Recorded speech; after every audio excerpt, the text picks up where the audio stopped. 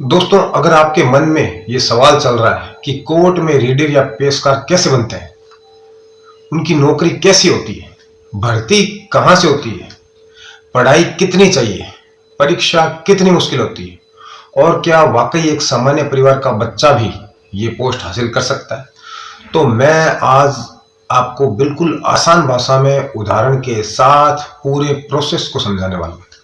दोस्तों, सबसे पहले ये समझिए कि रीडर या पेशकार कौन होता है।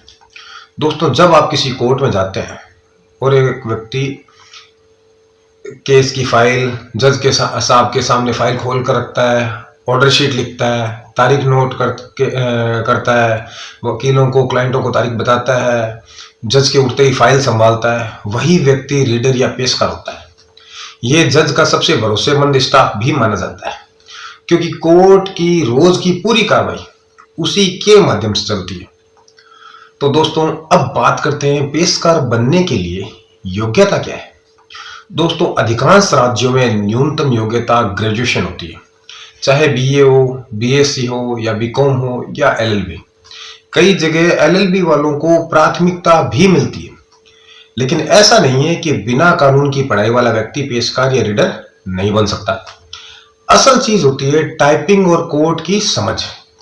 जैसे उदाहरण के लिए, अगर किसी उम्मीदवार को सीपीसी या सीआरपीसी की धाराएं रटी हुई नहीं है, लेकिन वो ऑर्डर शीट सही तरीके से लिख सकता है, तारीख, उपस्थिति और आदेश को सही भाषा में टाइप कर सकता है, तो वो एक अच्छा रीडर साबित हो सकता है। अब एक बहुत ही जरूरी बात समझिए कि रीडर यानी पेशकार की सीधी भर्ती तो कम ही होती है। ज्यादातर जगहों पर रास्ता ये होता है कि पहले आप एलडीसी, क्लर्क या जूनियर असिस्टेंट बनते हैं, फिर 3 से 5 साल के अनुभव के बाद विभागीय परीक्षा या वरिष्ठता के आधार पर रीडर या पेशकार पद पर प्रमोशन मिलता है। जैसे राजस्थान का उदाहरण लें तो वहां ज्यादातर रीडर पहले एलडीसी रह चुके हैं। अब सवाल आता है कि कोर्ट में एलडीसी कैसे बने। इसके लिए हाईकोर्ट द्वारा भर्ती निकाली जाती है, जिसमें लिखित परीक्षा होती है, टाइपिंग टेस्ट होता है और कभी कभी इंटरव्यू भी होता है। लिखित परीक्षा में सामान्य हिंदी, अंग्रेजी, सामान्य ज्ञान और कंप्यूटर की बेसिक जानकारी पूछी जाती है, और टाइपिंग में आमतौर पर हिंदी में 25 से 30 शब्द प्रति मिनट मांगे जाते हैं।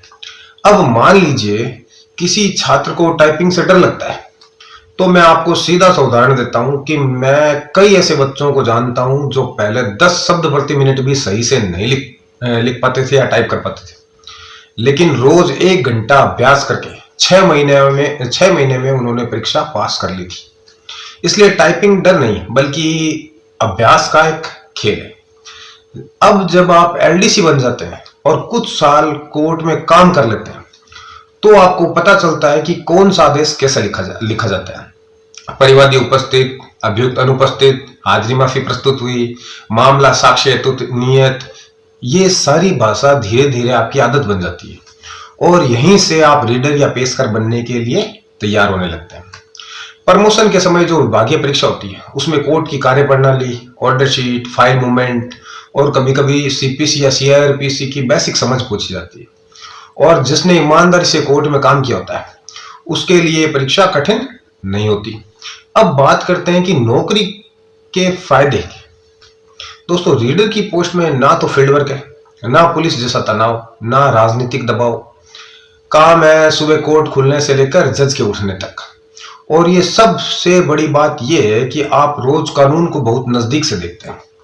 कई रीडर आगे चलकर लॉ की पढ़ाई पूरी करके वकालत भी शुरू कर सकते हैं। सैलरी की बात करें तो 7वें वेतन आयोग के अनुसार लगभग 29,200 से शुरू होकर अच्छी खासी बढ़ती है।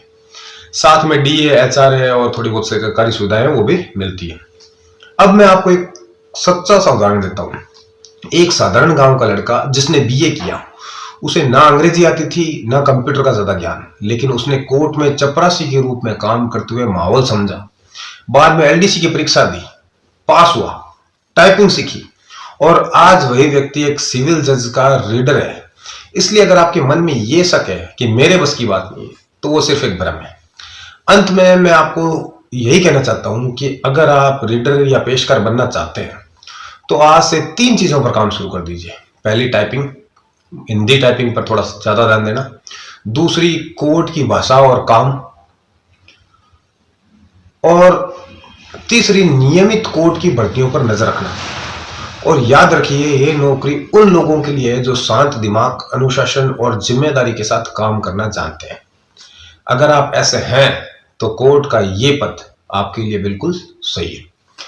दोस्तों, अंत में इतना कहना चाहूंगा, अगर ये वीडियो आपको पसंद आया हो तो वीडियो को लाइक और शेयर करें, और अगर ये कंटेंट आपको अच्छा लगा हो, नॉलेजेबल लगा हो, तो वीडियो को शेयर भी करें। और इसी तरह से हर कानून की और कानून से जुड़ी बात को आसान शब्दों में समझने के लिए इस चैनल को सब्सक्राइब जरूर कर लें।